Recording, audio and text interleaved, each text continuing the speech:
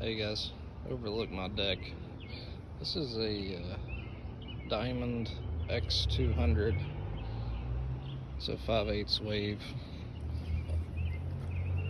ground plane for 2m 70 cms. Since I'm going to take the 13B2 down, I wanted to put something light up there. And since there's no real 2-meter activity other than guys and repeaters, I thought I would put this up. So, the main issue, you see I've got this water sealed because they didn't do it from the factory. So basically, to put this together, this comes apart, right? It screws apart. And inside is just a brass rod. And right here, for whatever reason, instead of making one continuous rod and then pulling the fiberglass out, they make it to where it separates right here. Well, they have a screw about the size of a pinhead, right? And they give you a screw that's about, it's got one thread on it. That's how small it is. So first time tightening that down, it stripped plumb out. Like in the screw hole is actually oval, so it's not even circular. Another thing about this antenna that gripes me is this comes off, right, to put your coax on. So you got a 259 you can put on, or an end connector for some models. You can see there's another one right here, and that is stripped out bigger than, like, I mean, it's not stripped, it's just you can't.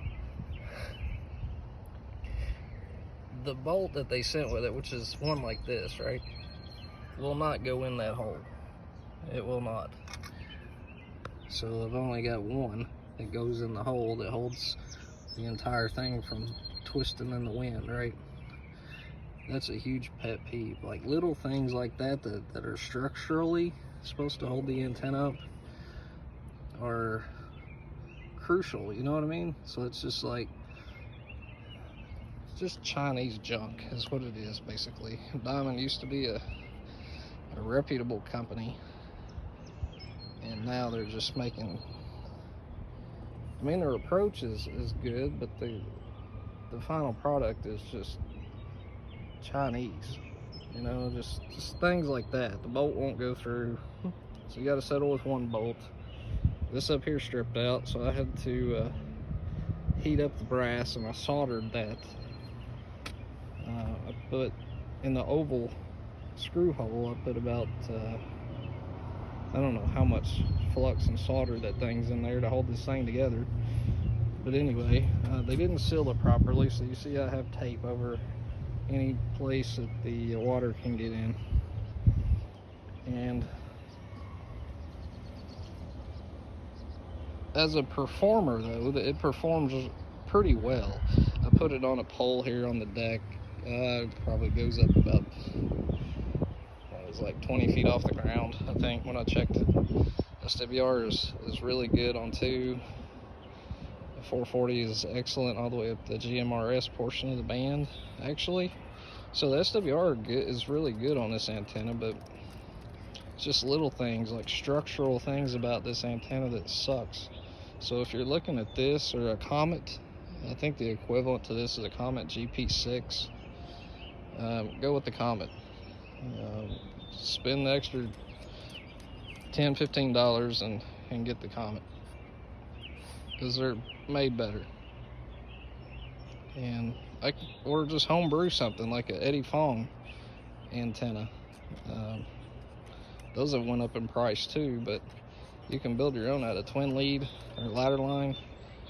Slap it inside a PVC pipe and put a little tampon string out the top of it and put a cap on it to keep it from sliding back down in there.